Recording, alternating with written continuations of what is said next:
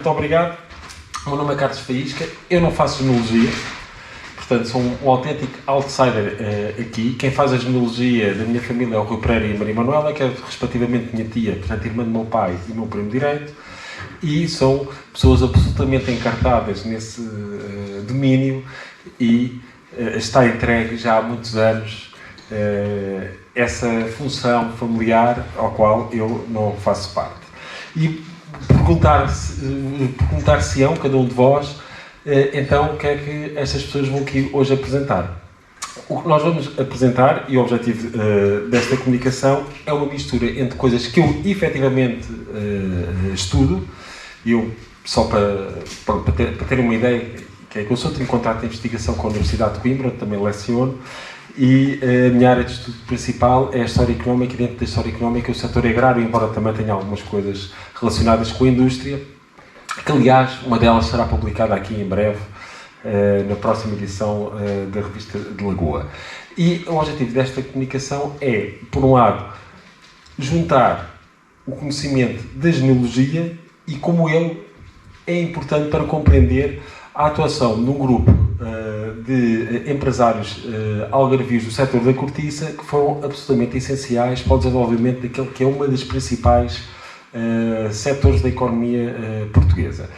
Basicamente, então, esta comunicação que é repartida comigo e aqui com o meu caríssimo Rui Moura Jerónimo tem o seguinte sumário. Eu gosto sempre de fazer este apanhado para as pessoas perceberem o fio condutor do nosso raciocínio.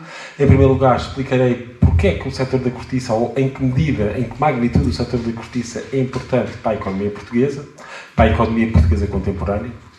Portanto, isto tem sempre uma baliza temporal.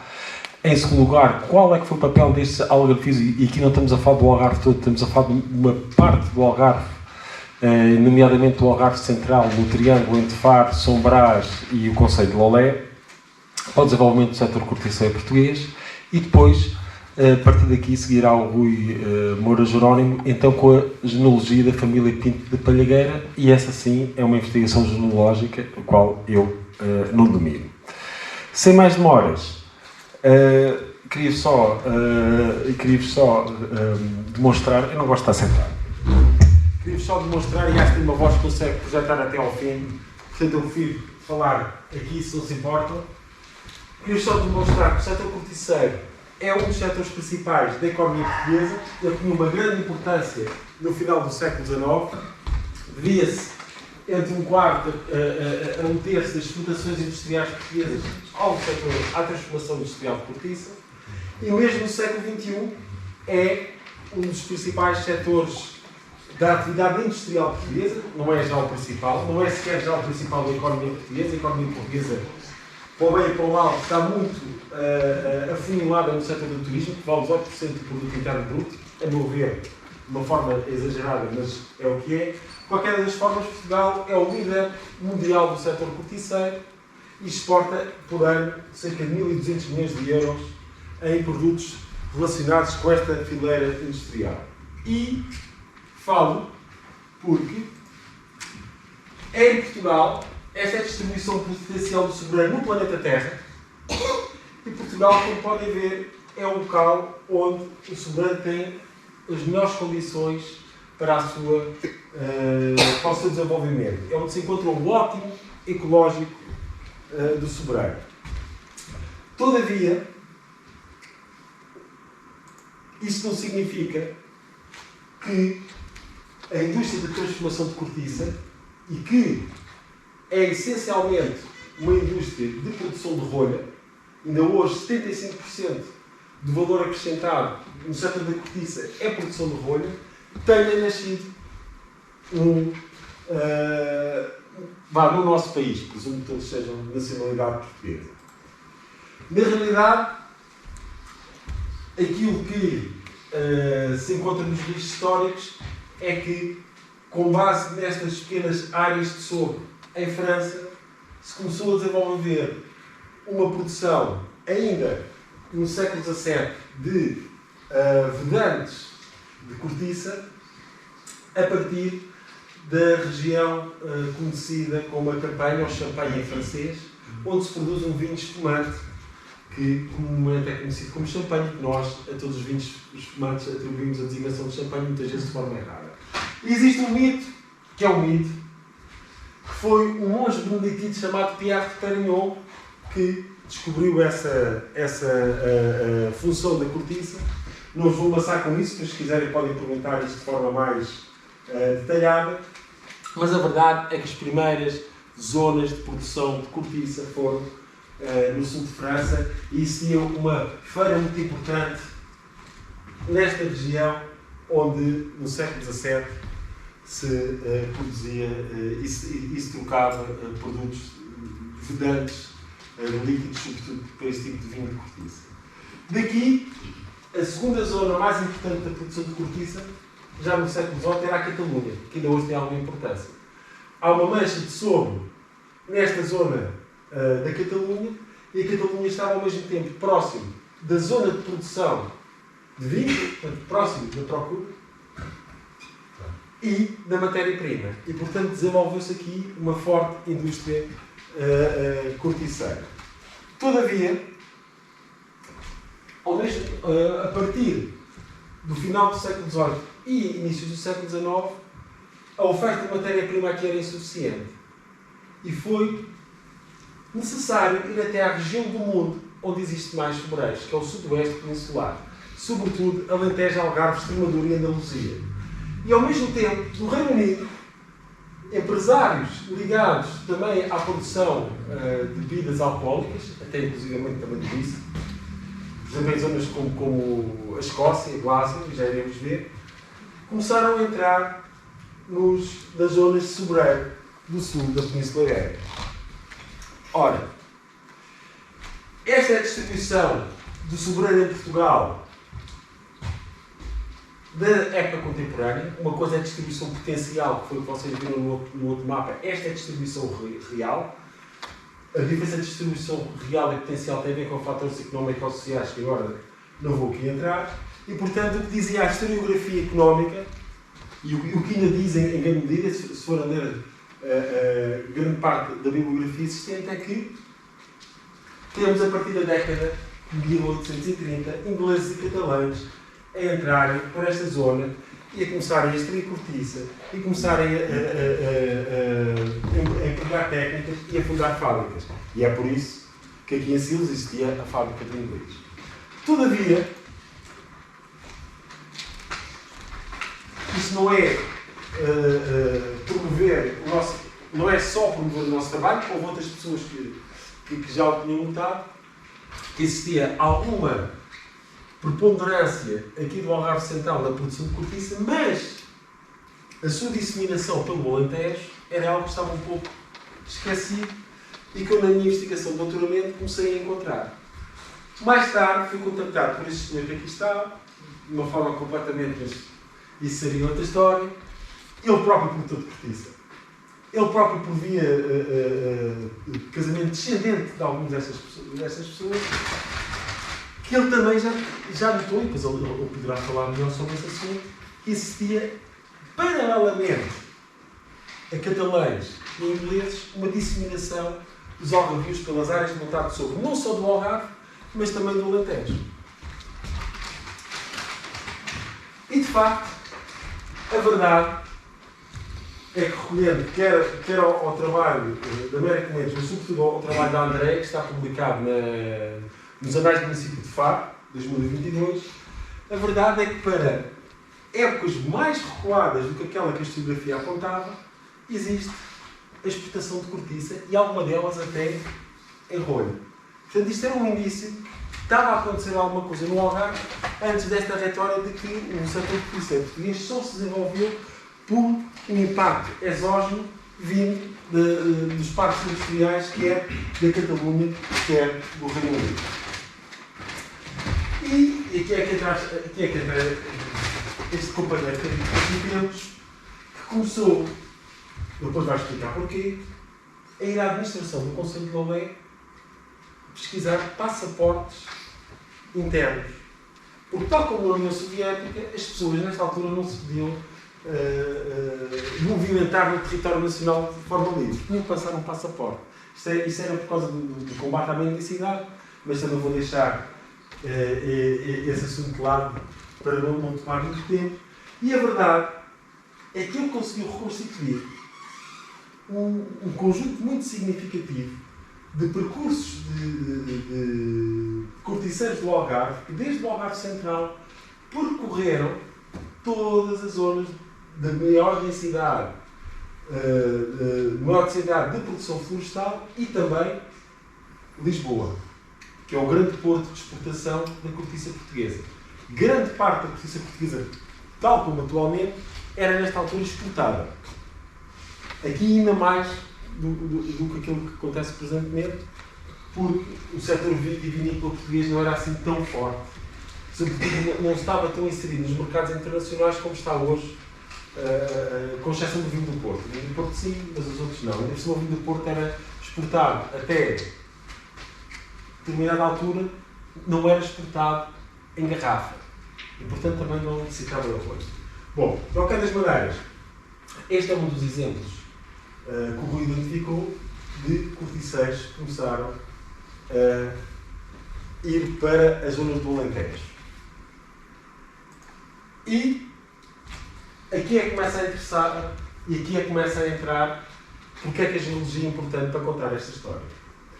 Ora, por exemplo, esta é a aquisição do conceito de aquisição em total, em proporção total de compras, em valor, não em quantidade, em valor, no conceito de Porto Alegre. Eu podia ter trazido Ponte de Sorte, podia ter trazido Évora, Montemor, que o quadro é sempre mais ou menos o mesmo.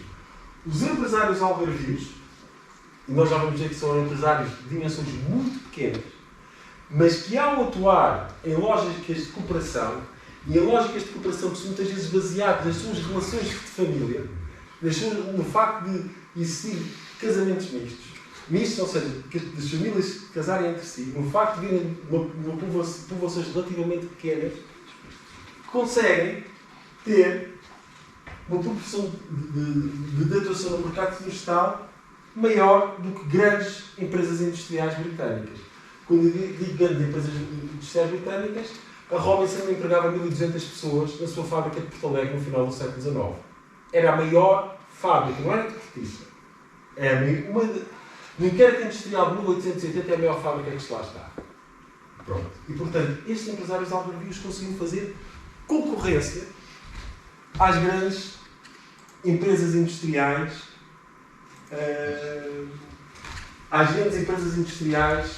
de capital britânico. E faziam. Nestas localidades identifiquei eu.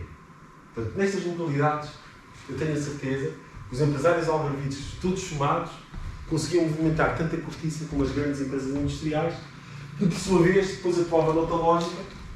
Aqui temos a Robinson, que é Porto Alegre, se fosse Ponte de Sorte era a R. Buchanan Sands, se fosse Estremoz era a família Reynolds e a Sociedade Nacional de Cortiças. Os ingleses também tinham formas de cooperação que era mais ou menos, cada um tinha o seu espaço geográfico e não competiam entre si. Competiam sim com os algarvios que estavam disseminados por todo o mercado florestal de Alentejo e inclusivamente da Beira Baixa. Também tiveram fábricas em Castelo Branco e em zonas que existiam cortiça e até na Extremadura espanhola. Só para ter uma ideia, eu disse que a Robinson chegou a empregar 1.000 pessoas. Esta era a dimensão das fábricas, isto é algumas de muitas, das fábricas dos empresários algarvios. E como podem ver, quer dizer, temos algumas que empregam 20 trabalhadores, mas isto seria considerado sempre pequenas empresas, nem médias, pequenas empresas. E alguns destes apelidos certamente vos serão conhecidos, os Uva, ou os Sancho, ou os Martins Caiado. Há uvas aqui nesta zona. Pois claro que há. E também há bago de uva. Também. Aliás, eu acho que estes uvas são os mesmos, mas já não sei que são. Sim. São os mesmos da mulher do Droma. São os mesmos. E só para terem uma ideia da dimensão das pessoas que tinham estas fábricas, da dimensão de quem eles estavam a competir. Isto é a sede da última Ranking Sands em Glasgow, é este edifício. E estas são duas das fábricas da Robinson. A sede em Halifax, Reino Unido, e esta, a fábrica de Porto Alegre, ainda tinha uma outra em São Vicente de Alcântara. Portanto, estamos a falar, do ponto de vista teórico, aquilo que se chama o capitalismo industrial britânico. É diferente do americano, mas ainda por cima, nesta altura em que o Reino Unido é a principal nação industrial do mundo, em que as empresas do Reino Unido são, neste momento, líderes mundiais de mercado. E como é que os algarvios conseguiam esta proeza? Eles tinham, de facto, esta estratégia de cooperação em que estavam inseridos nas mesmas zonas territoriais, em que 37% dos contratos que eu analisei, estamos a falar de mais de 1.500 contratos notariais, já agora um parênteses, o Arquivo Distrital de Porto Alegre tem os contratos notariais quase todos já digitalizados, além dos paroquiais já tem os notariais todos digitalizados e uma quantidade monstruosa também dos fundos monásticos. 37% dos contratos eram feitos em regime de parceria, ou seja, mais do que uma daquelas entidades, mais do que um daqueles empresários estava a entrar com capital, e consegui identificar a constituição de 13 sociedades para a gestão e extração de cortiça. O que é que isto trazia? Isto trazia, em primeiro lugar, a redução dos custos de transação. Primeiro, dentro dos custos de transação, custos de transporte, que deviam ser distribuídos entre os diversos parceiros. Custos de informação que são muito importantes no setor corticeiro. O que é um custo de informação? A cortiça é um produto muito heterogéneo. Na mesma propriedade pode ter cortiça de boa qualidade e de cortiça de má qualidade, e esta informação é valiosa. Eu conheço pessoas que este ano venderam o preço da rua de cortiça a 52 euros e na propriedade venderam, ao lado venderam a 45. E quando vamos às milhares de ruas, isto faz uma diferença grande. Esta informação era partilhada entre estes agentes, conseguem ganhar também economia de escala, portanto, conseguem executar, que é basicamente o mesmo que faz uma grande superfície comercial, sei lá, como o continente, conseguem executar compras que, pela sua dimensão, reduz o custo unitário e, desta forma, competir com as grandes empresas industriais de capital britânico. Existem diversas formas dos quais as empresas estavam, estas parcerias estavam feitas. A maior parte delas eram em comanditas, em que existia o sócio capitalista, que era basicamente quem entrava com o dinheiro, e o sócio de indústria, é assim mesmo que foi designado na documentação, que é quem entra com o trabalho. Normalmente é quem conhece o terreno, quem vai para o terreno, quem contrata os tiradores de cortiça, quem faz o transporte. E isto é possível em um ambiente em que há algum controle social, em que há algum controle social, há alguma ligação familiar e reputação. Faço o contrato, vou tirar a cortiça com o Rui Pereira. Se o Rui Pereira me engana, numa povoação, porque eles são todos ali daquela zona, se me engana a mim, depois engana o Oscar, depois engana ali o Diogo, o Rui Pereira fica com má fama. E ninguém vai querer fazer no longo prazo um negócio com ele. E, portanto, mesmo que ele tenha essa tendência, ele sabe que existe um benefício para as pessoas tentarem levar este negócio a bom porto. Isto pode parecer uma coisa um pouco subjetiva, mas isto está muito bem, este tipo de relações está muito bem estabelecido na sociologia económica. Aliás, não é por acaso que muitas vezes se estuda mesmo na economia, como o famoso dilema do prisioneiro, de onde saem grandes teorias económicas. É precisamente porque a economia é uma ciência social e, portanto, tem estas relações sociais que são bastante importantes. Ora, só para vos dar um exemplo, e depois o Rui falará melhor, temos aqui três famílias, pessoas e três famílias, certo? Diferentes. A família Carrusca, também muito conhecida aqui, sobretudo em São Marcelo Porteiro, os Pinto e os Jerónimos, que têm uma fábrica comum em Ponte Soura, a 300 km a norte daqui. Portanto, eles que vieram daqui conseguiram fundar fábricas não só nesta região, mas fora desta região, e que em 1937 vão participar em parceria na Exposição Mundial de Paris. Portanto, na Expo 37. Presumo que ir à Expo 37 não fosse uma coisa ao alcance assim de todos. E aqui só para isto é só um apontamento. Temos aqui o Sr. António Rodrigues Carrusca, que também fundou uma fábrica de Ponte Tesoura. Estou a dar um exemplo de Ponte Tesoura porque eu resido lá e a minha mulher trabalha no arquivo municipal. Aliás, os nossos portugueses de Ponte Tesourense foi ela que tratou. Ainda não está a tratar. Ainda não está acabado. Ainda não está. E nesta região do Alto Alentejo, onde o apelido Algarvio também é bastante comum, onde nos anos 20 e 30 do século XIX temos já referências de tiradores de cortiça algarvios e empresários que vão para aquela região, o Sr. António Rodrigues Carrusca foi uma pessoa que fundou uma fábrica, que é um dos maiores empregadores do Conselho, e depois teve todo o curso de honor dos poderes locais. Foi vereador da Câmara, esteve ligado ao Grêmio da Lavoura, esteve ligado à Misericórdia, etc. Quando morreu, fizeram uma avenida com a rua dele, e está lá a igreja, que nós tivemos a oportunidade de visitar há 3-4 meses, erguida pelo Sr. António Rodrigues Carrusca. Ora, e como é que isto encaixa? O Rui vai explicar melhor.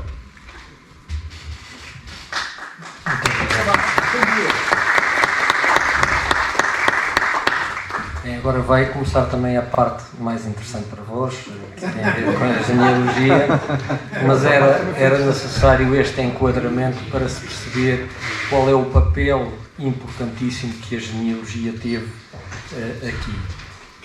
Em primeiro lugar, só fazer aqui uma correção, porque se não desminto isto, também não é justo. Eu não sou produtor de cortiça, eu sou apenas marido de da Teresa, que é coproprietária e portanto, coprodutora de cortiça. Sou apenas um colaborador, e um colaborador que muito valoriza o trabalho e o modo como os proprietários agem neste difícil mundo do setor cortíceiro. E, portanto, eu começo, em primeiro lugar, por saudar o Carlos Faísca pela apresentação da primeira parte desta comunicação e espero corresponder adequadamente a esta, em sua continuação. Saúdo também os demais oradores neste 15º Encontro dos Genealogistas do Algarve, bem como os seus organizadores, agradecendo a oportunidade que nos deram. Agradeço reconhecidamente também a todos os presentes, investigadores e conhecedores da arte que aqui nos traz. Uma especial e carinhosa palavra de respeito e consideração, como já disse, por todos os elementos da família Pinto que estão presentes. Fazemos votos de preencher convenientemente todas as expectativas. O sítio da Palhagueira situa-se na freguesia de Santa Bárbara, do concelho de Faro, perto dos Gorjões e dos Agostos, e a família Pinto da Palhagueira teve um papel relevante, mas discreto, no desenvolvimento do setor corticeiro a partir de meados do século XIX. A tradição oral desta família tem por referência os 5 Pintos, responsáveis pela construção de um património que ainda hoje é gerido, em parte, pelos seus numerosos descendentes. Em torno da fotografia destes 5 mentes Pinto, desenvolveu-se, como em todas as famílias, uma narrativa lendária que resulta numa amálgama cronológica e exaltação de determinados feitos. Por exemplo, consta que quem mandava nos 5 Pintos era a mãe, Catarina de Sousa Pires. Esta versão tende a desvalorizar o marido, António Mendes Pinto. Também se conta que em Arraiolos existe uma Rua dos Pintos, porque quando havia malteses no castelo, dominando toda aquela região, os Pintos tinham boas relações e era-lhes concedido livre trânsito na travessia daquelas terras. A lenda fala numa rua, mas na realidade há uma travessa. Outra lenda sugeria que estes 5 Pintos e, portanto, que a família Mendes Pinto seria descendente de Fernão Mendes Pinto. Nos relatos familiares é dito que os Pintos eram almocreves, iam a cavalo, levavam peixe seco para o Alentejo e traziam cortiça, que levavam as moedas num cinto, e que a avó Catarina e as irmãs tiveram de se esconder dentro das talhas de azeite para fugir ao remexido. Para compreender as relações familiares entre os numerosos descendentes que ainda hoje promovem a gestão de parte do património herdado, foram construídas as árvores genealógicas dos 5 ramos. Porém, a árvore matricial começava no início do século XX e os dados referentes a António Mendes Pinto e Catarina de Sousa Pires eram escassos. Nada se sabia sobre os antecessores. Para conhecer o passado, fizemos uma árvore genealógica Mendes Pinto pela via paterna, que apresentamos num ficheiro Excel. Quisemos compreender a origem de um património que terá sido bastante desenvolvido no primeiro quartel do século XX pelos 5 Pintos, mas foi, certamente, iniciado, construído e potenciado pelos seus antecessores. O ficheiro Excel foi colocado numa pasta com outras 3 pastas, cada uma com todos os assentes de batismo, de casamento e de óbito dos indivíduos referidos na árvore. Eu agora teria que sair daqui, mas vou poupar tempo. Portanto, ia-vos mostrar como, clicando numa célula azul, nos vai aparecer imediatamente a fonte, cópia da fonte que diz respeito ao assento de nascimento do indivíduo. Ou, carregando por baixo da célula azul na célula cinzento, aparece a fonte com tradução. Eu dei-me ao trabalho de traduzir tudo, portanto, de transcrever tudo o que está no assento de óbito. Ou carregando na célula amarela, nos aparece imediatamente a fonte do assento de casamento. Para quê? Para que cada leitor, cada observador possa de imediato conferir, confirmar, verificar se a informação desta árvore está ou não está adequada. Portanto, vou passar à frente, vou-vos poupar também a este tempo.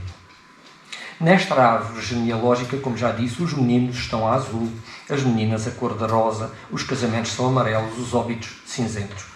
A apresentação é pouco formal, mas através de hiperligações é possível qualquer leitor ou observador conferir as fontes e a veracidade dos dados. Por exemplo, conhece-se agora a origem da conjugação de apelidos Mendes Pinto. Luís Mendes e Luísa Pinta casam, têm 4 filhos, Manuel Mendes, Maria Mendes, João Rodrigues Mendes e Domingos Mendes, por ter nascido ao domingo. O Manuel Mendes, um dos irmãos de João Rodrigues Mendes, tem um filho chamado Manuel Mendes. Portanto, quando o primeiro filho de João Rodrigues Mendes, Manuel Mendes, também nasce, para não haver confusões com o tio e com o primo e o direito, passa a designar-se por Manuel Mendes Pinto. Portanto, a conjugação Mendes Pinto vem dos avós Mendes e Pinta. Por outro lado, há 3 gerações de lavradores. 1, 2, 3. A partir de 1682 há 3 gerações de lavradores. 1, 2, 3. E depois passa a haver 3 gerações de almocreves. Um século para 3 lavradores, outro século para 3 almocreves. Estes filhos de Catarina e de António, os vários filhos, temos aqui em terceiro lugar, 4, 5, 6 e 7, os 5 Pintos. Os 2 primeiros, o primeiro filho morreu aos 18 anos. Ninguém sabia da existência deste filho. E falava-se ligeiramente que teria havido uma menina. Essa menina está perfeitamente identificada.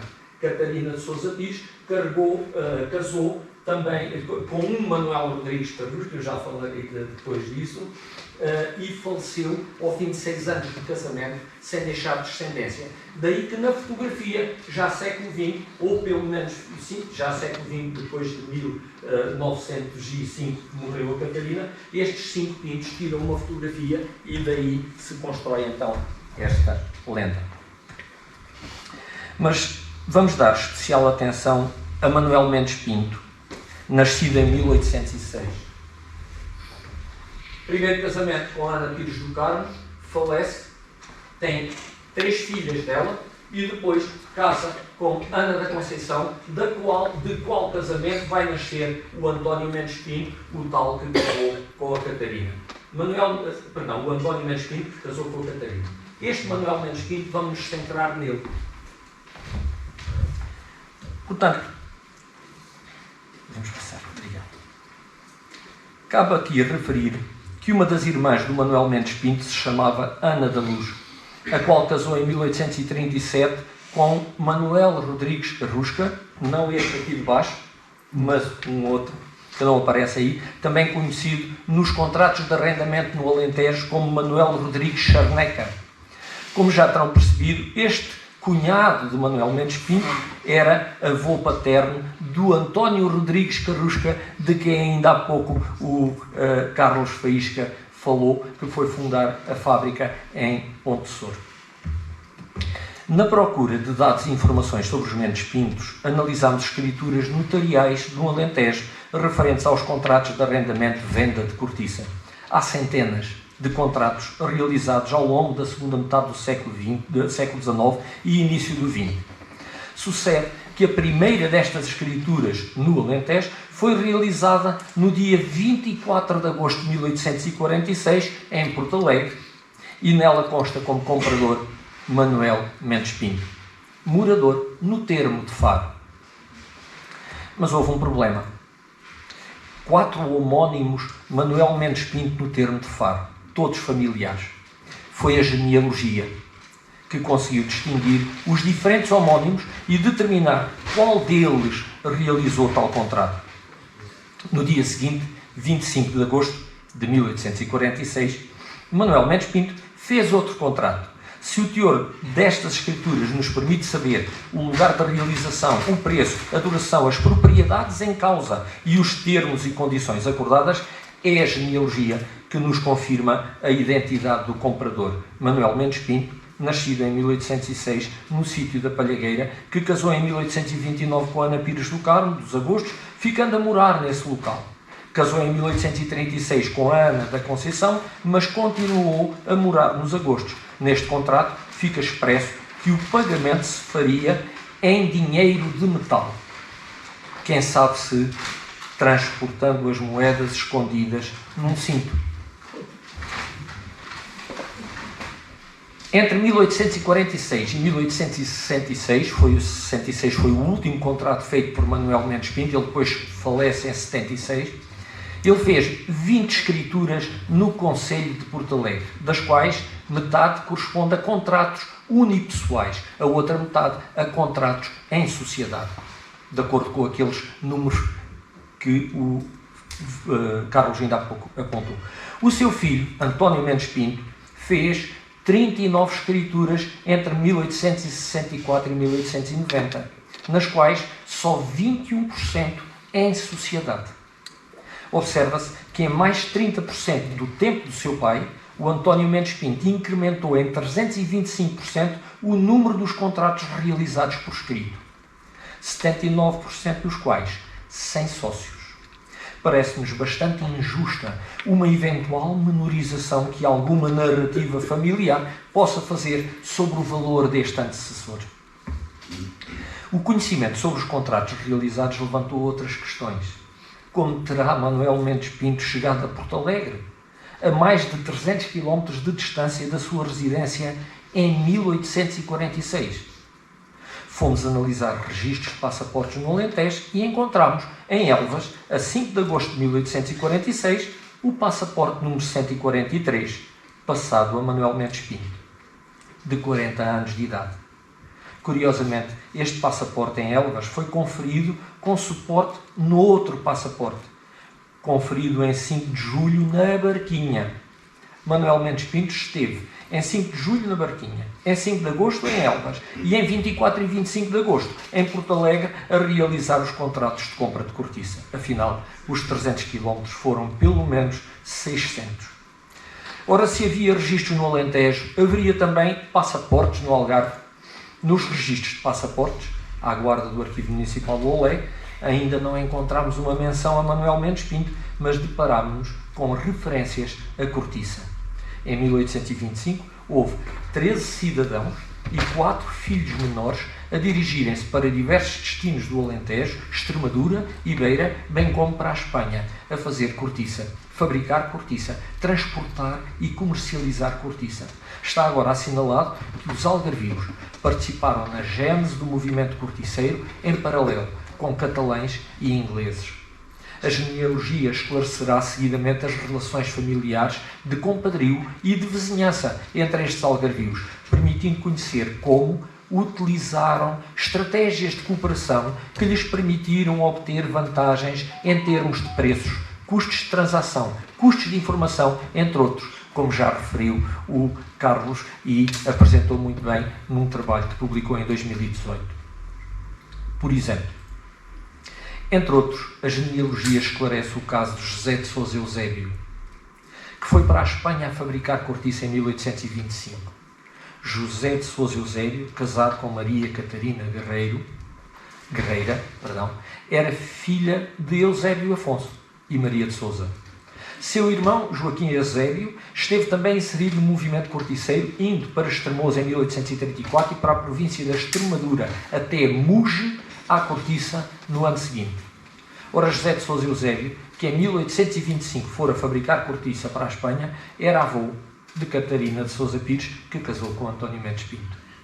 Podemos concluir que a genealogia foi a base para esclarecer muitas questões e incongruências na narrativa familiar. Muito mais além disto, revelou-se o mote para chegar a dados e informações que conduziram ao estudo dos passaportes e à descoberta da participação dos algarvios na gênese do movimento corticeiro em Portugal, onde só cabiam ingleses e catalães. A genealogia será, ainda, a ferramenta que descortinará identidades e relações nas estratégias cooperativas desenvolvidas pelos algarvios na economia do setor corticeiro em Portugal. Numa paralela à Travessa dos Pintos, em Arraiolos, fica situada a Travessa do Algarvio. Uma vez que nos estudos sobre Arraiolos não há explicação para qualquer das toponímias, à falta de melhor interpretação, afigura-se-nos aqui um anónimo reconhecimento num município alentejano ao papel que, paralelamente a catalães e ingleses, tiveram os algarvios na gênese do desenvolvimento do movimento corticeiro no sudoeste da Península Ibérica. Muito obrigado.